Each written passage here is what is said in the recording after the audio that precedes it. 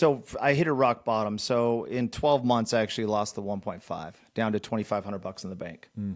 And I remember it was a Thursday night because Thursday meant that payroll was due on Friday. And I went to the bank and said, don't deposit the checks. That's how bad.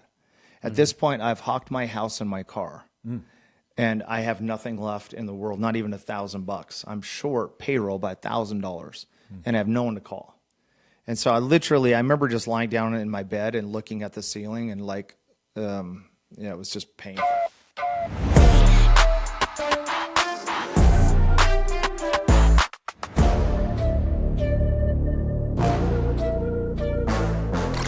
Welcome to the Do it. Keep it in there. Let's Yeah, go. it's all good. That's good stuff right Welcome there. to the Flat Bill Investors Podcast. I'm Josh Zaglowski. I'm Zach Spencer, and we are happy on this episode to have himself, the girl dad, the network master, the networking guru. He is the self-proclaimed and notorious go-giver himself. We forgot the yeses. Okay, we're gonna try this again. No, that's good. That was good. That was you were on a roll. We got Sean Finnegan. I was like, I house. gotta meet Okay, this guy. I'm changing my flat bill. Yes. Changing the Love flat it. bill. We're tax hive flat bills today. Yeah. We got Sean Finnegan. Sean, what's up, man? Great to see you guys. It's an honor to be here. We're happy to have you, man. I love the Mr. flat bills. Finnegan. Yeah, I love it. Finnegan. Yeah. Thanks for being our first guest. It's maiden voyage. I'm absolutely honored. We're I on appreciate episode it. number 2, and this is an honor. I mean, because I've known Sean for, I want to say 10 years. Yeah. 10 years. He was my boss. I didn't know that. Yeah. I learned a lot. We were actually just talking right before about this book called DNAS, and a method I've learned, and I learned it from his company that he The had. DNA So, selling method. Yeah. Yeah, it's good. Yeah, you just barely started reading it, right? Well, I started a long time ago, but I didn't make it very far. But I'm going to read. He's into 10 pages. I'm going to get back to page 11. Don't worry. Well, the coolest thing, you mentioned about 5 to 10 things with Sean. I mean, he's many more of those things, but the couple that really hit me is the girl dad, because I met one of his daughters. I love family guys, and family people. And that was always been cool. And then the Go-Giver. This guy, if you have not read the book Go-Giver, number 1, you got to read it. Yeah. And Sean takes that book and puts it on steroids, throws gas on the fire type of stuff. Cause I was just joking with him right before this I'll just get a random text, like a group text from Sean and some guy. He's like, "Hey, John, you need to meet Josh. Go get it." Like, okay, what does John do? Yeah, no, I love that. It's fun. Yeah. But then I'm like, oh yeah, he could totally help me and I could help him. Yeah. And, Right. I always use the term, like we've talked about, comparing notes, and Sean's a master at it. So, kudos to you for that. Where did you learn something like that? Early on there was a big why. I felt like I was not a good networker, and I feel like it crippled my business at one point. So I was like, I've got to get comfortable being very uncomfortable. Did you get around people that use you that. looked up as networkers, and you were like, "Oh my gosh, Yeah, it's just everything I'd read is like get the right people on the bus first and build relationships. And then you kind of look at some of these old entrepreneurs and old photos. Rarely are they alone. yeah." You got Steve Jobs, but you got Wozniak there. You got all these. They've actually built incredible relationships that change the world. Relationships are a big thing. Before you became a go-giver, because I'm asking this question because I'm thinking about myself. Were you selfish? Were you pretty selfish at business? Because I was very selfish until I actually learned that concept. I felt like I was so in my early stage of building the business, I was felt like I was overwhelmed, and I was like, why would I take time from, I have knee deep in crocodiles trying to figure this out. My time's I way can't more do valuable. that. I Yeah. can't go and I would love to be able to do that possibly, but I'm just too busy to do that. And that was the one reason why I failed. You didn't hit that hump of success because you had something that was blocking you back with that of not giving back. Yeah, I was going to say, let me just ask you then, for you, was there like a pivotal moment or a book you read or something that happened, a conversation that made you all of a sudden go, "Oh, I'm realizing now that Or a as spouse. my spouse was my big thing. So Right. what was your thing that really was the paradigm shifter for you? I definitely had a paradigm shift. So my first business was in 2009. And I came from zero money. So my dad was a bookstore manager for 40 years. Oh, wow. So, my mom was actually my original inspiration because she was the side hustle mom trying to raise 5 kids on a bookstore manager pay. She was like everything. And I was also door-to-door sales. I'd sell stuff and everything else. So I decided in 2009, which I think we've all been through 2009. mortgage It was meltdown. like the worst. We were there. Yeah, worst freaking time in history. I wish someone had told me back then, hey, don't do this. Yeah. But Oh, I yeah. decided at that moment to start the business that we ultimately worked together in, which was a live event business. We were in a sandwich shop, me and two gentlemen that were my partners. And I had this spreadsheet, and we were building a spreadsheet, and we had no office. So we were in a hoagie place. And I remember putting in all your projections. You're like, okay, if we did this, we did that. You start building We've all this made thing. those performance. Right? Oh yeah. And according to the spreadsheet, I would become a millionaire in a short period of time. Sure. And these guys already had a success. They already had a successful business. So now you're coming in and you're some sales guy that's been selling door to door and stuff. Yeah. Why do you think they were intrigued by you to be a partner? Yeah, so I think it's like when you come out with enough energy and excitement, you can get people on board. If you have good vision, you're like, Yeah. hey, look what I'm going to do. We're going to make an impact, and you can actually get out and pitch. Gotcha. Yeah. You can get passion. people on board. It's not the mentality of fake it till you make it. It's really having that confidence. They Yeah. probably saw a lot of confidence. For in what you sure. had. I had the confidence. I felt like, I've met with a handful of different entrepreneurs, like who's not really faking it, like all the time. Yeah. Like you're almost always kind of like trying to wing it a little bit, right? Yeah, and Yeah. the thing is too is you kind of see right through. For me now, it's a lot of things learned. You kind of see like if someone's kind of giving you the fakeie, or faking it. Yeah, that's true. Yeah. So because confidence is a big thing. Yeah. I think that's like you as an entrepreneur, you got to build that. Doesn't happen overnight. It's a learned concept. When you just said you met my boys, I've told them to really let's work on your confidence. We've talked about the book, Value Creation Kid. If you're a parent that maybe wants your kid to create value to other people, this is the ultimate book to listen to. Yeah. And I say listen to or read. Let me just ask you, Sean, Yeah. like you're the girl dad, like for the first time, like I said, hey, how should I introduce you? Yeah. The first thing you said Right. is girl dad. Girl dad. That's You the better number believe it. one thing. So Yeah. your girls ought to feel pretty like special. I love it. And I first bring thing. them to So- as many things as I possibly can. That's why you see every chance I get, because I want her to learn by osmosis from successful people So- and so see what's- ballers. And Yeah. So what's one thing that you are teaching? So how many kids do you have? So I have 3 girls. So 3 girls. Yeah. Okay. So what are the things then from your experiences, or even taking this this meeting in the bread store? Where were we at? Yeah, Where right. we at in the So- subway? In the So I'll Ford tell you, subs? yeah. So I'm in this Subway place, and and also as a father, as you guys know, you feel like, hey, I'm going to go earn money for my family and give them a life I didn't have as a bookstore manager's son and everything else. So they were always like, they're all of us, right? Yeah. Yeah. You have this little child, and you're like, I want to do everything in my power to give them a great life. You don't want them right? to suffer, Yeah, even though suffering is a good thing. yeah. We know Yeah. that. So I get this spreadsheet done, and then I know that I need to get money now. So I do the first time I've never raised money in my life. And so I meet with 60 investors, and I'm pre-revenue, by the way. I haven't created $1, and I'm like, I got this thing. I'm ready to go. Let's go. Okay, so let me ask you this. Yeah. I'm sure people listening, and if there's an entrepreneur out here that's like Yeah. in that same stage, Yeah. they've gotten through the pro forma, Yes. they're going, oh my gosh, this could be awesome. Yep. How did you get in front of 60 investors? Yeah, so it's literally a network. I had a buddy who was a private equity guy, and I was like, "Hey, can you help me out?" And just like it is with everything, building relationships is like you're 1 or 2 intros away from getting exactly what you want. So he was like, I think he felt bad for me or something, but he's like, "Hey, I'll introduce Either you to some way, guys," yeah. and I'm a scrappy dude getting in front of these guys. Yeah. right. It's funny because I started a company called ERC Specialists, and I always tell people is because I had the vision like what you had, and I had the confidence, and I said one day, you know what, I am going to text over 100 people today. The same. I had 2 texts. I had one that went to what I call affiliates, and one went to business owners. And I just copy and pasted it. It's funny. I only received probably about 10 to 15% response out of 100. I had people that would text me a couple of days later, and they'd say, "Is Josh in an MLM? Is he in a multi-level right now?" It's like that. But you gotta have the vision. You got to go out and like, do you it. know what? I'm just gonna go do it. That's right. And I'm gonna take 90 no's. Yeah. Those 10 people are gonna make a difference. To I me. mean, how did you feel on that first text? Nervous? Very nervous. It was hard. You always wonder, like, is it the right text, the wrong text? Yeah. Like in your case, 60 people. Yeah. How many people said, I want in? So, so I'm like, hey, here's my thing. I haven't created $1. Give me $250,000, right? Because I'm trying to raise 1.5. So I had 23 of them say yes. Wow. Good And for the you. first one I remember just shocked. It was like, I think you just said yes. Yeah. And so I was able to raise, it took like 6 months, but I was able to raise 1.5 million in 6 months time. It's great. With 23 of them.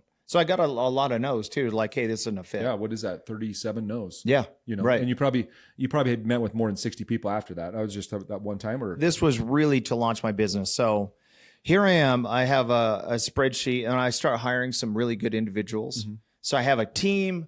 I have my spreadsheet, and I have 1.5 million. yeah, From a son of a bookstore manager, and according to my LinkedIn, I was a CEO.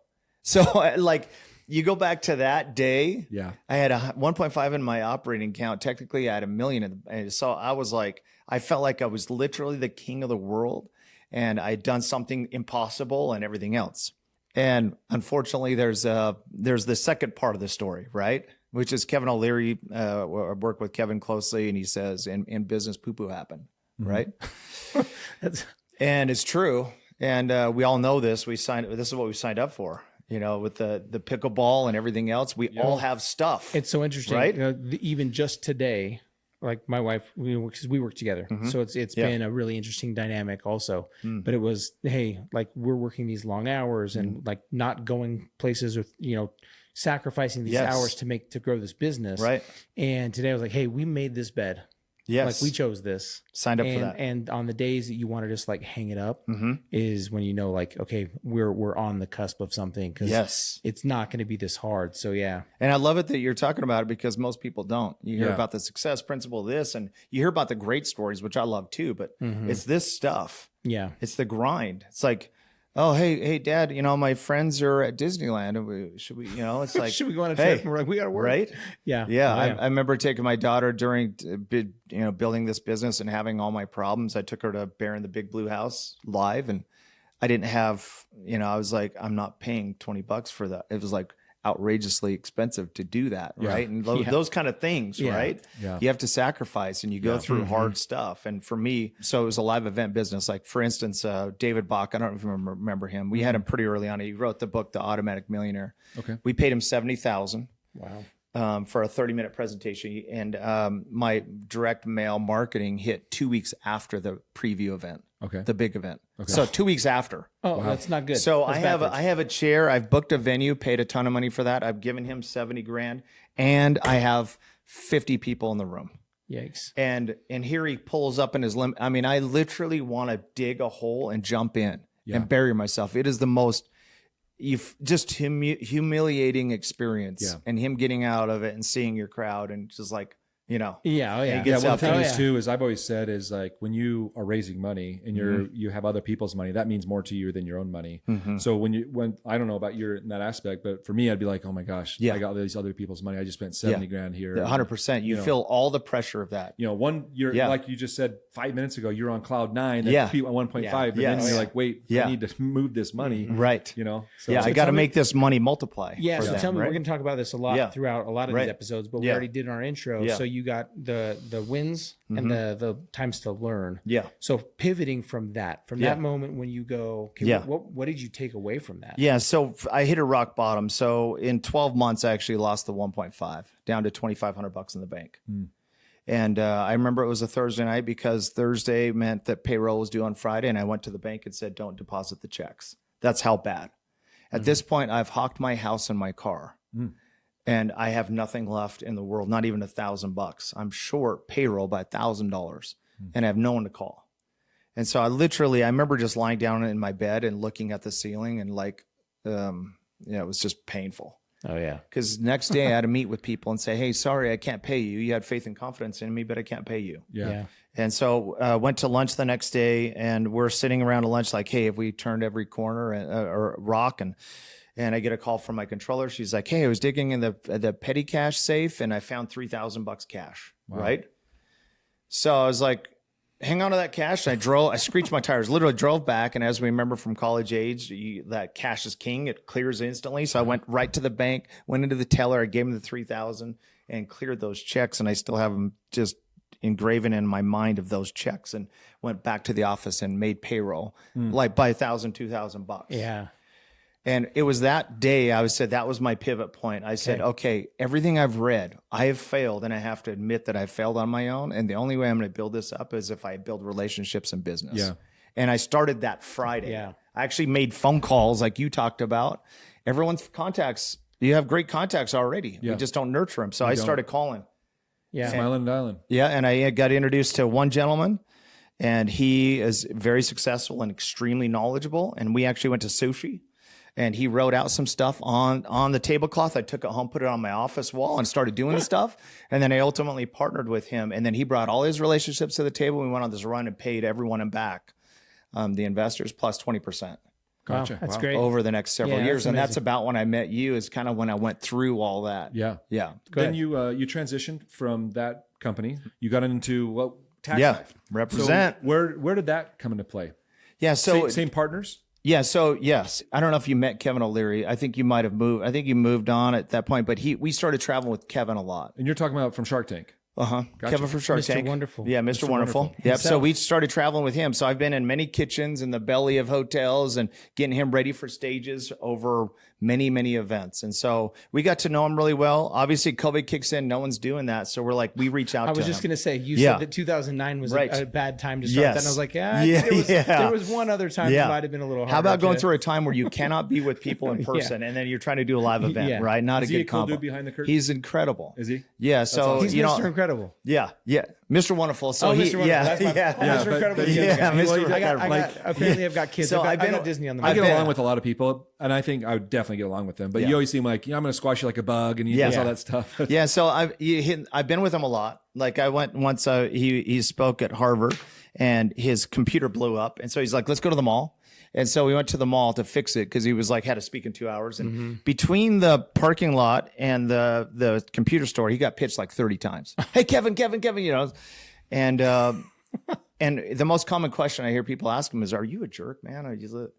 And his answer is his first episode of Shark Tank. He had his mentor there, and he told the investor, "Hey, it's not for me, but good luck. I hope you go."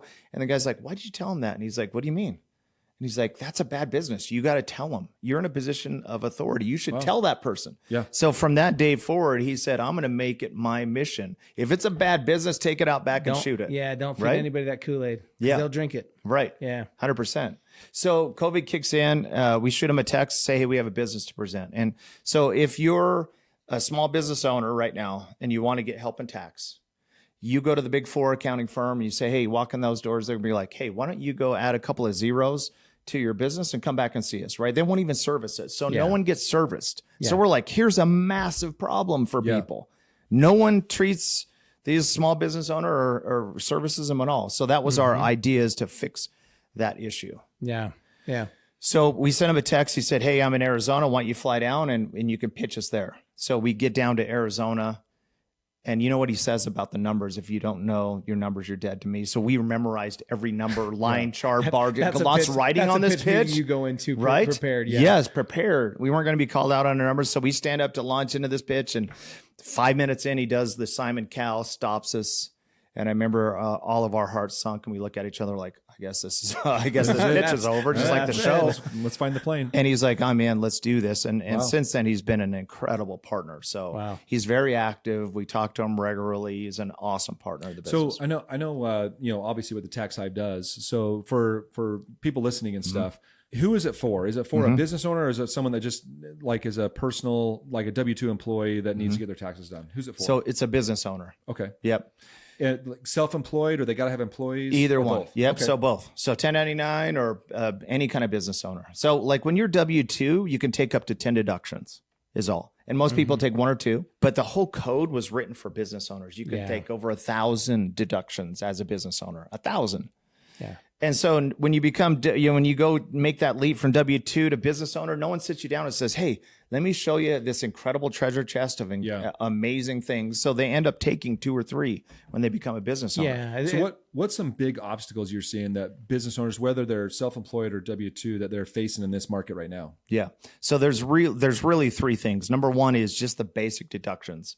What we find is, because we onboard a lot of clients, and just the stuff that we all know, which is like car, house, the basic stuff. How many new clients are you getting every week? 50, month? call it 50 clients we onboard a week, and we great. dig in. So we look at their last year's tax and we see what they took and what they should have taken.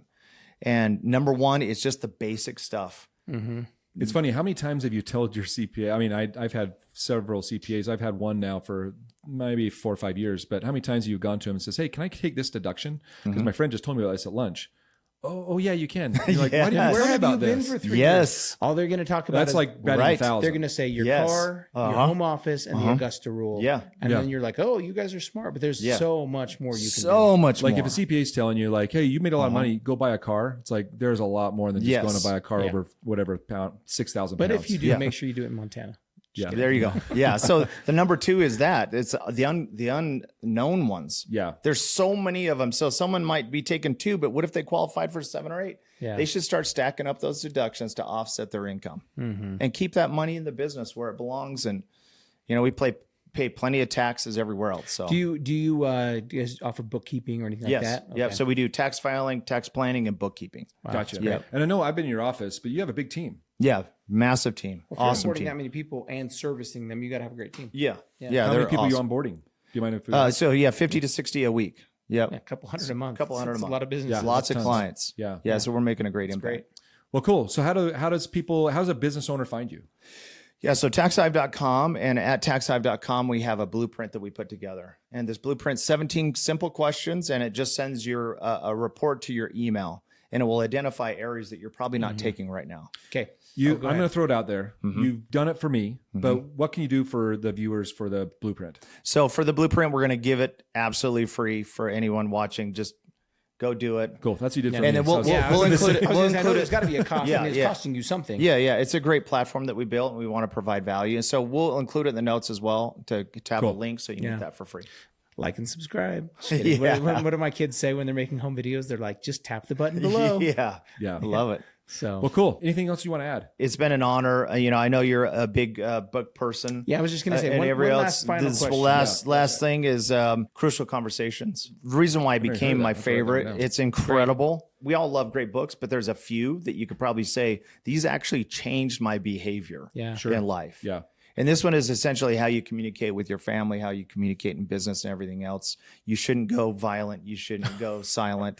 You should actually have conversations. Yeah. And it's always the better solution. Could any of us improve our communication with our spouses or loved ones? No, What do we're you think? perfect. Yeah, Yeah, we got it all. We got it We got it nailed. locked down right? good. Yeah. Good, Even- at least one of us Yeah. does. Even 23 years later, we just celebrated 23 years. We still work on our Oh communication. yeah. Yeah, for sure. Yeah. So good. Well, awesome, man. Thank you so much for being here. It's an honor. Yeah. Can't wait to see Thanks, what bro. you accomplish and get done. And, Yeah, and thank it you. sounds like you're just getting started. Yeah, appreciate it. Yeah. Well, awesome. Well, Okay. until next time, invest in your future. Invest in your life. Thanks, everybody. Appreciate you.